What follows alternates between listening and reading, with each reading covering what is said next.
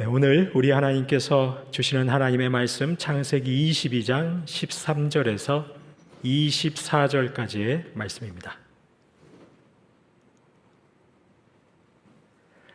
창세기 22장 13절에서 마지막 절 24절까지 말씀을 저와 여러분이 한 절씩 교독하시겠습니다.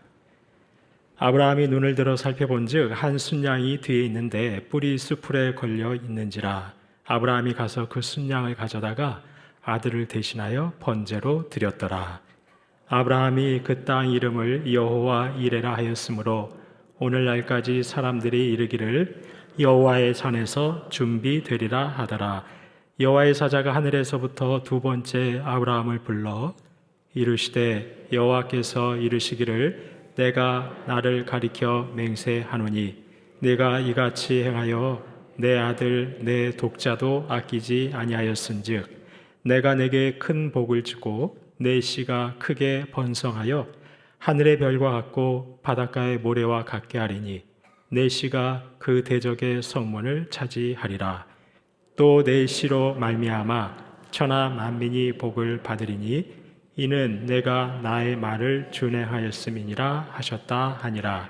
이에 아브라함이 그의 종들에게로 돌아가서 함께 떠나 부엘세바에 이르러 거기 거주하였더라.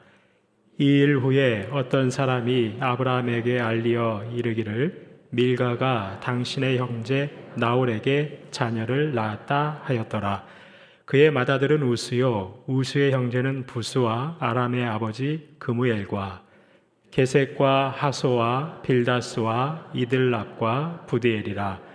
이 8사람은 아브라함의 형제 나홀의 아내 밀가의 소생이며 부디엘은 리브가를 낳았고 나홀의 첩 루마라 하는 자도 데바와 가함과 다하스와 마아가를 낳았더라. 아멘. 아브라함은 하나님의 말씀에 순종했습니다. 사랑하는 아들 이삭, 사랑하는 독자 이삭을 번제로 드리라는 말씀에 순종했습니다. 아브라함의 이런 순종은 그동안 하나님께서 아브라함에게 보여주신 믿음의 근거, 그 충분한 믿음의 내용에 대한 반응이라 할 수 있습니다. 하나님은 그동안 아브라함에게 하나님의 신실하심을 계시해 주셨습니다. 보여주셨습니다. 약속하신 것은 반드시 지키시는 신실하신 하나님. 약속하신 것을 지키기 위해서는 죽은 몸과도 같은 것에서 생명을 일으키시는 생명의 능력으로 역사하셔서라도 약속은 반드시 지키시는 신실하신 하나님이신 것을 아브라함에게 직접 보여주셨던 것이죠. 아브라함은 그런 하나님의 계시에 반응했습니다. 하나님을 신뢰했고 하나님의 말씀에 순종했습니다. 하나님이 그동안 보여주신 계시에 믿음으로 순종으로 반응했습니다. 하나님께서는 이런 아브라함의 순종에 대해 야고보서 말씀에서 아브라함의 믿음을 이렇게 평가했습니다. 야고보서 2장 21절, 22절 저희가 한 목소리로 봉독해 보겠습니다. 우리 조상 아브라함이 그 아들 이삭을 제단에 바칠 때에 행함으로 의롭다 하심을 받은 것이 아니냐. 내가 보거니와 믿음이 그의 행함과 함께 일하고 행함으로 믿음이 온전하게 되었느니라. 아멘. 하나님은 말씀하십니다. 아브라함이 그 아들 이삭을 제단에 바칠 때 행함으로 의롭다 하심을 받은 것이 아니냐. 자, 그런데 성도님 여러분, 성경에서 말씀하는 진리가 무엇입니까? 우리 인생이 의롭다함을 받는 방법을 뭐라고 말씀하십니까? 행함으로 의롭다함을 받는다고 말씀하시지 않죠. 오직 믿음으로 의롭다함을 받는다고 말씀합니다. 사도 바울을 통해 우리 하나님께서 주신 진리는 무엇이냐면 인생이 의롭다함 받는 방법 오직 예수 그리스도를 믿음으로만 의롭다함을 받는다고 말씀합니다. 그런데 유대인들은 그렇게 생각하지 않았습니다. 유대인들은 율법을 지킴으로 유대교의 전통을 지킴으로 의롭다함을 받는다고 생각했습니다. 그런 유대인들을 향해 하나님이 사도 바울을 통해 말씀하시는 것이죠. 오직 예수를 그리스도로 믿음으로만 의롭다함을 받는다라고 말씀하셨습니다. 그런데 저희가 조금 전에 읽은 야고보서 2장 21절 22절, 이 야고보 사도가 지금 이 야고보서를 전하는 대상은 유대인들이 아닙니다. 교회 안에 들어와 있는 예수를 믿는다고 하는 자들입니다. 성도들을 향해 말씀하고 있는 것이죠. 예수를 그리스도로 믿는다고 고백하며 교회에서 신앙생활 하는데 행함이 없는 겁니다. 삶에 아무런 변화가 없는 것입니다. 하나님의 말씀을 듣는 데는 신속하지 못하고 자기 말을 하는 데만 빠른 것이죠. 온갖 말들을 하고 다니는 것입니다. 예수 믿고 경건하다고는 하는데 불쌍한 사람은 쳐다보지도 않는 것이죠. 10년, 20년 교회 안에서 신앙생활 하는데 교회 안팎에서 주위에 어려운 사람 누가 있는지 한 번도 생각해 보지도 않고 관심도 두지 않는 것이죠. 믿음은 있다고 하는데 일상에서 아무런 열매도 없는 사람들, 그들을 향해 하나님이 야고보 사도를 통해서 말씀하시는 것이죠. 우리 조상 아브라함이 그 아들 이삭을 제단에 바칠 때 그렇게 행함으로 의롭다 하심을 받은 것 아니냐. 그 행함으로 그가 의롭다함을 받은 하나님의 사람인 것을 증명해 보인 것이 아니냐라는 것이죠. 행함으로 그가 의롭다함을 받은 것이 아니라 행함으로 그가 의롭다함을 받은 믿음의 사람이라는 것을 증명해 주었다는 말이라는 것입니다. 믿음과 행함이 함께하는 것이지, 믿는다고 하는데 행함이 없는 것은 불가능한 것이라고 말씀하는 것이죠. 믿음은 행함이 있을 때 온전한 믿음, 참된 믿음이라고 할 수 있다는 것입니다. 이런 의미에서 아브라함은 하나님의 말씀을 행함으로 그가 하나님을 믿는 참된 믿음의 사람이라는 것을 증명해 보여줬던 것이죠. 그렇습니다. 온전한 믿음은 어떤 믿음이죠? 행함이 있는 믿음이죠. C.S. 루이스의 스크루테이프의 편지라는 책, 그 책은 사탄의 나라에서 일하는 스크루테이프라는 악마가 이제 막 사탄의 나라에서 일하기 시작한 신참 악마 조카 워무드에게 조언하는 내용이죠. 어떻게 하면 하나님 나라에 가 있는 저 성도들을 우리 사탄의 나라로 다시 빼앗아 올 수 있을까? 어떻게 하면 우리 사탄의 나라에 있는 우리 인생들을 하나님 나라에 빼앗기지 않을 수 있을까? 어떻게 하면 하나님 나라에 있는 성도들을 하나님에게서 멀리 떨어지게 할 수 있을까? 그 방법들을 조언해 주는 거죠. 그 책에서 이렇게 말합니다. 여하튼 행동으로 옮기는 것만 아니라면 무슨 짓이라도 하게 두거라. 성도들이 하나님 나라에서 예수 믿는다고 하는 자들이 행동으로 옮기는 것만 아니라면 무슨 짓이든 하게 내버려 두라는 거예요. 행동으로만 안 옮기면 된다는 겁니다. 상상과 감정이 아무리 경건해도 의지와 연결되지 않는 한 해로울 게 없다. 머릿속으로 감정적으로 내가 예수를 믿습니다 아무리 생각해도 의지와 연결해서 행동으로 옮기지 않는다면 우리 사탄의 나라에는 아무런 해로울 게 없다는 것이죠. 느끼기만 하고 행동하지 않는 경우가 많아질수록 점점 더 행동할 수 없게 될 뿐 아니라 결국에는 느낄 수도 없게 된다. 행동으로 옮기지 않으면 그 감정으로 내가 믿는다고 하는 그 믿음조차도 생각조차도 점점 사라지게 돼 있다. 행동으로만 안 옮기면 된다. 성도님 여러분, 저와 여러분 중에 복음을 전하고 전도해야 된다는 것 모르는 사람이 누가 있겠습니까? 근데 저희가 태신자를 작정하지 않으면, 행동으로 옮기지 않으면 그것은 아무런 의미가 없는 것이죠. 태신자를 작정해놓고 그들에게 연락을 하고 그들에게 권면을 하고 만나자고 하면서 저희가 계속 행동으로 옮기지 않으면 저희가 태신자를 작정한들 사탄의 나라에는 아무런 해될 게 없다는 겁니다. 사탄이 저희의 신앙을 침체하게 하는 방법, 저와 여러분을 자꾸만 하나님에게서 멀어지게 하는 방법, 다른 건 아니라 저희가 머릿속으로만, 감정적으로만, 입술로만 주님 제가 주님을 믿습니다, 거기에만 딱 그치게 하면 사탄의 나라에는 아무런 해될 게 없다는 것이죠. 하지만 아브라함은 행했습니다. 그는 실제로 행함으로 그의 믿음을 보여주었습니다. 성도님 여러분, 저와 여러분이 누구나 다 아는 것, 교회에 다니든 다니지 않든 이것이 나쁜 말이라고 하는 그 나쁜 말, 누구나 다 인정하는 나쁜 행동을 해야만 꼭 저희가 하나님에게서 멀어지는 것이 아니라는 거죠. 나쁜 말하고 나쁜 행동을 하면 맞습니다. 저희가 하나님으로부터 멀리 떨어져 있는 것이죠. 하지만 C.S. 루이스의 표현을 하면 저희가 말로만, 상상으로만, 감정으로만 주님, 제가 주님을 믿습니다 라고 하는 것, 이거 역시 하나님에게서 멀리 떨어져 있다는 증거라고 말씀하고 있는 것이죠. 야고보서 2장 26절 저희가 한 목소리로 봉독해 보겠습니다. 영혼 없는 몸이 죽은 것 같이 행함이 없는 믿음은 죽은 것이니라. 부디 저와 여러분이 신앙의 연수가 어떠하든 10년, 20년 믿으셨던, 아니 이제 신앙생활 하신 지 채 1년이 되지 않으셨든 행함으로 죽은 믿음이 아니라 살아있는 믿음, 참된 믿음의 신앙생활 하실 수 있기를 간절히 소망합니다.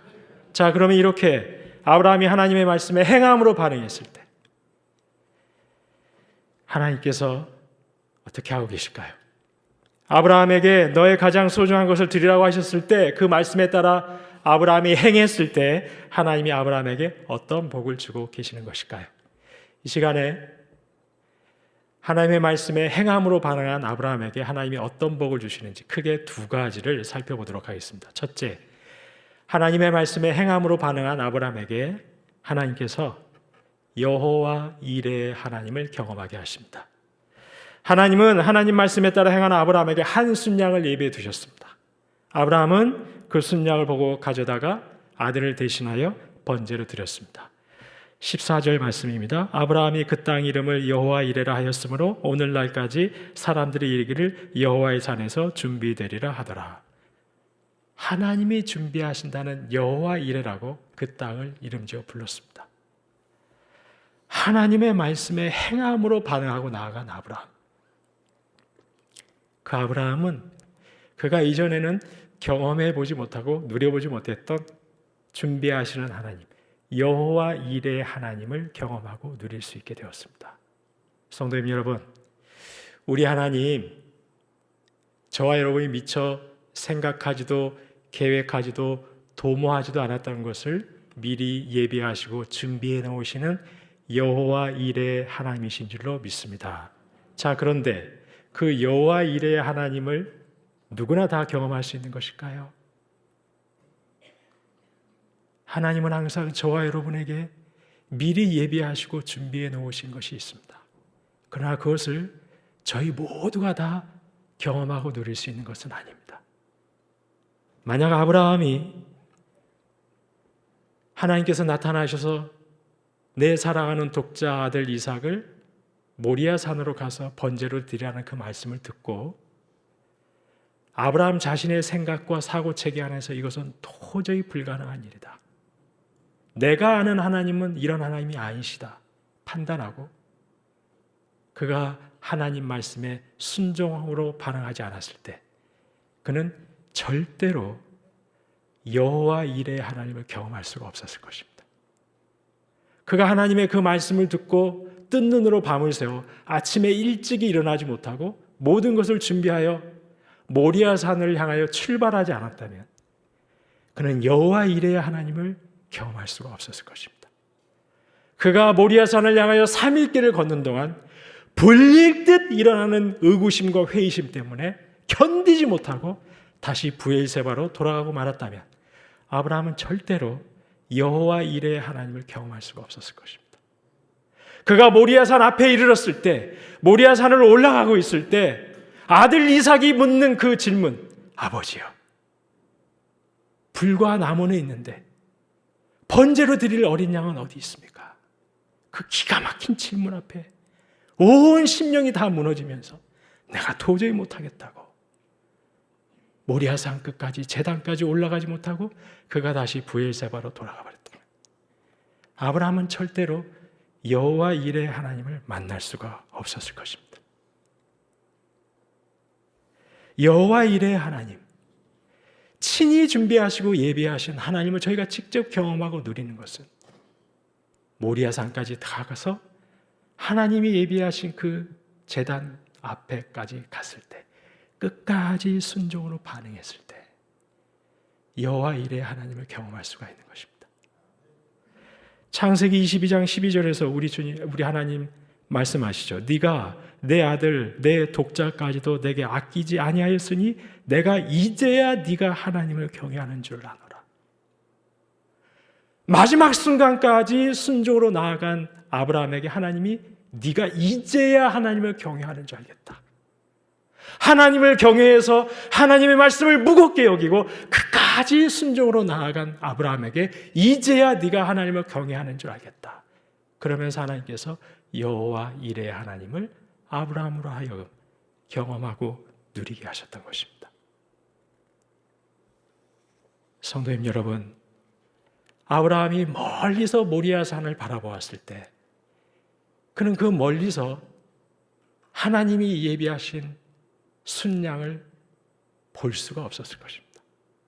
그가 모리아산 아래에서 그 위를 바라보았을 때 수풀에 걸려있는 어린 순양을 그는 볼 수가 없었습니다. 하나님이 말씀하신 그 제단까지 올라갔을 때 그는 비로소 수풀에 걸려있는 여호와 이레 하나님이 준비해 놓으신 순양을 발견할 수가 있었습니다.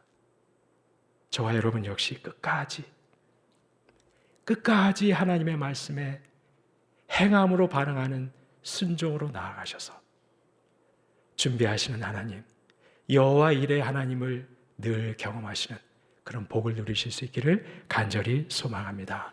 그런데 아브라함이 경험하는 여호와 이레의 복, 이뿐만이 아닙니다. 얼마나 실제적인지 모릅니다. 오늘 본문 23절, 이 8사람은 아브라함의 형제 나홀의 아내 밀가의 소생이며 부두엘은 리브가를 낳았고, 오늘 본문 20절부터는 갑자기 아브라함의 형제 나홀의 족보, 나홀의 후손의 이름이 기록되고 있습니다.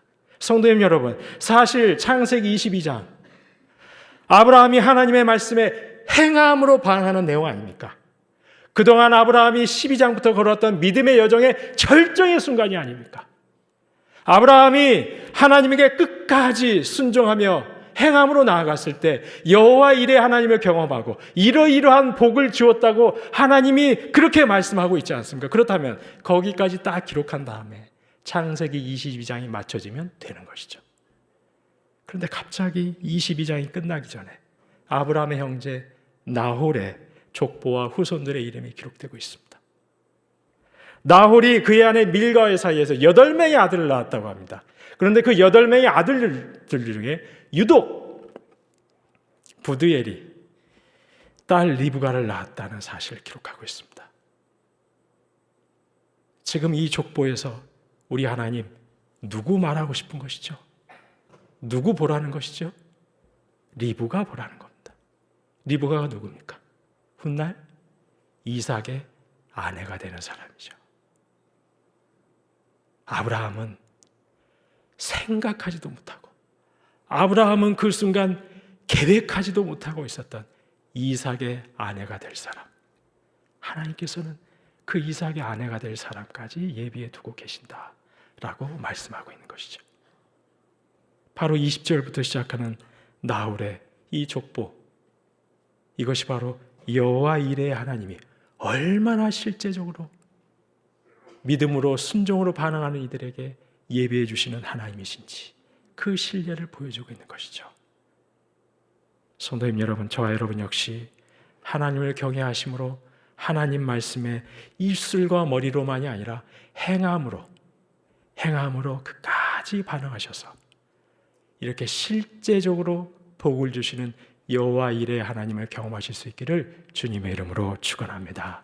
두 번째, 하나님의 말씀에 행함으로 그의 믿음이 참된 믿음이라는 것 증명하는 아브라함에게 우리 하나님 주시는 복이 무엇입니까? 그동안 하나님께서 아브라함에게 약속하셨던, 창세기 12장부터 출고 약속하셨던 자손의 번성, 그리고 그 자손들이 복의 통로가 될 것이라는 그 약속을 더 굳게 해주십니다. 오늘 보면 17절 말씀 저희가 한 목소리로 봉독하겠습니다. 내가 내게 큰 복을 주고 내 씨가 크게 번성하여 하늘의 별과 같고 바닷가의 모래와 같게 하리니 내 씨가 그 대적의 성문을 차지하리라. 하나님께서 그동안 계속 약속하셨던 내 씨가 번성할 것이다. 하늘의 별과 같고 바닷가의 모래와 같이는 그렇게 번성할 것이다. 어디까지 번성한다고 합니까? 내 씨가 그 대적의 성문을 차지할 때까지. 단순히 자자손손 대대로 대가 끊이지 않는다는 게 아닙니다. 아브라함의 그 믿음의 유산이 대대로 계승된다는 겁니다. 언제까지? 내 씨가 그 대적의 성문을 차지할 때까지. 여기서 내 씨는 하나님이 예언하시는 아브라함의 후손으로 오실 메시아를 말하는 겁니다. 그 메시아가 그 대적의 성문을 차지하리라. 그 대적, 창세기 3장 15절에서 말씀하신 사탄. 사탄의 성문, 성도님 여러분, 구약 성경에서 성문은 정치, 경제, 사회, 법률의 모든 공적인 활동이 이루어지던 곳입니다. 그 성 안에 가장 권세 있는 자들이 모여서 논의하고 결정하고 재판하는 곳이 성문이었습니다. 그래서 성문은 권세를 상징합니다. 그 대적의 성문, 바로 사탄의 권세를 차지하리라. 실제로 어떻게 됐습니까? 아브라함의 후손으로 메시아이신 예수 그리스도가 오시고 예수 그리스도께서 십자가 대속의 죽음으로 사탄의 권세를 꺾어버리셨습니다. 그때까지 너의 후손들이 믿음의 유산이 끊이지 않고 계승될 것이다. 성도님 여러분, 저와 여러분 역시 하나님을 경외해서 하나님의 말씀에 행함으로 반응해서 아브라함의 후손들이 하나님이 약속하신 메시아가 오실 때까지 그 믿음의 계승이 계속해서 이어진 것처럼 저와 여러분의 후손 역시 다시 오시겠다고 약속하신 우리 주님 재림하시는 그때까지 믿음의 세대 계승이 끊이지 않고 계속해서 이어질 수 있기를 간절히 소망합니다. 마지막 때 우리 주님 다시 오셔서 사탄의 권세 완벽하게 깨뜨리시고 완전한 완성될 하나님 나라가 이루어지는 그 영광스러운 순간에 저와 여러분의 믿음의 후손도 그 자리에 있는 그 복된 은혜가 있기를 주님의 이름으로 축원합니다. 그리고 이렇게 아브라함의 후손으로 오신 우리 주님, 사탄의 권세를 무너뜨리시고 어떻게 되었습니까? 천하 만민이 복을 받게 되었습니다. 예수 그리스도를 믿음으로 천하 만민이 하나님의 자녀되는 복을 받게 됩니다. 복의 통로가 되게 하신 거죠. 18절입니다. 또 내 씨로 말미암아 천하 만민이 복을 받으리니 이는 네가 나의 말을 준행하였음이니라 하셨다 아니라. 그렇습니다. 하나님께서 하나님의 말씀에 믿음으로 순종으로 반응하는 아브라함, 그에게 어떤 복을 주십니까? 그의 후손이 복의 통로가 되는 복을 주십니다. 저와 여러분도 마찬가지죠. 저와 여러분이 아브라함처럼 중간에 포기하지 않고 끝까지 모리아산 주님 말씀하신 그 제단 앞까지 딱 갔을 때 하나님께서는 저희를 통해 천하 만민이, 저와 여러분만 복받는 것이 아니라 천하 만민이 복받는 복의 통로로 삼아 주실 줄로 믿습니다. 사도행전 16장 말씀 보시면 바울과 실라가 빌립보에 가서 복음을 전합니다. 하루는 빌립보에서 귀신 들린 여종을 예수 그리스도 이름으로 치유해 줍니다. 귀신을 쫓아내죠. 그런데 그 귀신 들린 여종이 귀신이 들려서 점을 치니까 그 여자 곁에서 기생해가지고 점 치는 것으로 돈을 벌던 사람들이 갑자기 바울과 실라가 귀신을 쫓아내버리니 그 여종이 더 이상 점을 치지 못하고 그 옆에서 기생하여 돈을 벌던 사람들이 더 이상 돈을 벌 수가 없게 되어버렸습니다. 그래서 그 사람들이 어떻게 하죠? 바울과 실라를 고소해버리죠. 감옥에 갇힙니다. 매질당하고 착고가 차여서 감옥에 갇혀버렸습니다. 바울과 실라, 그야말로 복음 전하다 고난당한 것이죠. 그런데 고난당하는 바울과 실라가 감옥에서 어떻게 했습니까? 기도하고 하나님을 찬양했습니다. 그때 갑자기 지진이 나서 옥문이 열리고 발에 착고가 다 풀리고 바울과 실라는 이제 자유의 몸이 될 수 있었습니다. 그런데 그때 바울과 실라가 어떻게 했습니까? 이것은 하나님이 주신 기적이다. 우리로 하여금 어서 도망가라고 우리에게 자유를 주신 것이다. 기뻐하며 도망갔습니까? 어떻게 했습니까? 도망가지 않았습니다. 바울과 실라가 왜 도망가지 않았을까요? 바울과 실라가 그 자리에서 도망가 자유의 몸이 되면 그들에게는 좋은 것인데, 그 시간 바울과 실라를 지키고 있던 그 시간에 그 감옥에서 간수 역할을 하던 그 간수는 어떻게 되는 것이죠? 책임을 면할 수가 없습니다. 그래서 바울과 실라는 그대로 남았습니다. 다른 죄수들도 그런 바울과 실라를 보고 남기로 결정했습니다. 자, 그런데 성도님 여러분, 이것이 바로 복음이 말하는 본질 아닐까요? 이것이 바로 복음 아닙니까? 세상은 다른 사람을 희생해서라도 내가 유익을 얻으면 되는 겁니다. 내가 잘 되면 되는 겁니다. 하지만 우리 주님 걸어가신 십자가의 길, 복음의 길이 무엇입니까? 내가 희생해서라도 생명을 살리는 것이죠. 바울과 실라가 바로 내가 희생해서라도 이 생명을 살릴 수만 있다면, 이 사람이 손해를 보고 책임을 면할 수 없는 그런 불행을 당하는 것이 아니라 우리가 희생해서라도 이 생명을 살릴 수 있다면, 이것이 바로 바울과 실라가 걸어간 복음의 길, 십자가의 길 아닙니까? 그들이 감옥에 갇혀서라도 기도하고 찬양하는 것이라고, 그것이 전부라고 생각하면서 그들은 십자가의 길 걸어간 것이 아닙니다. 그뿐만이 아니라 그들은 행함으로 우리를 희생해서 생명을 살릴 수 있는 우리 주님 걸어가신, 우리 주님 십자가에 달리시고 희생하시며 생명을 살리신 그 십자가의 길을 바울과 실라 역시 끝까지 행함으로 따라 걸어갔던 것이죠. 그리고 결국 어떻게 되었습니까? 그들이 도망가지 않고 그들이 그 한 영혼, 간수라는 영혼들을 그들의 생명을 살리기 위해서 남아 있었을 때 간수와 그 온 집안이 하나님의 자녀되는 권세를 누릴 수가 있게 되었습니다. 성도님 여러분, 저와 여러분이 교회 안에서 기도하고 찬양하고 예배드리는 것이 주님 걸어가신 십자가의 길 걸어가는 그것이 전부가 아니라고 생각하시고, 바울과 실라처럼 삶 속에서 끝까지 우리 주님 걸어가신, 나를 희생해서 한 영혼 살리는 그 주님 걸어가신 십자가의 길 끝까지 순종으로 걸어갈 때 하나님께서는 반드시 저와 여러분을 통해 한 영혼을 살리시는, 바로 복의 통로되는 복을 저와 여러분에게 허락해 주실 줄로 믿습니다. 사실 태신자 작정하고 그들을 위해 기도하고 그들에게 연락하고 만나서 교제하고 우리 같이 교회 가자고 했을 때 단 한 태신자도 그래 갑시다, 나 가고 싶어라고 반응하는 분은 없을 것입니다. 그렇습니다. 저희가 한 영혼 주님 앞으로 인도하는 것, 우리 주님 걸어가신 십자가의 길입니다. 내가 한없이 손을 보고 한없이 내 자존심을 내려놔야 되고, 하지만 저희가 그 길을 걸어갈 때 이번 새생명 축제뿐만 아니라 저희가 계속해서 삶 속에서 우리 주님의 그 십자가의 길 순종으로 행함으로 반응하며 나아갈 때 하나님께서는 저와 여러분을 통해, 그리고 우리 새순교를 통해 한 영혼을 주님께로 인도하시는, 저희를 그렇게 복의 통로 삼아주시는 복을 누리게 하실 줄로 믿습니다.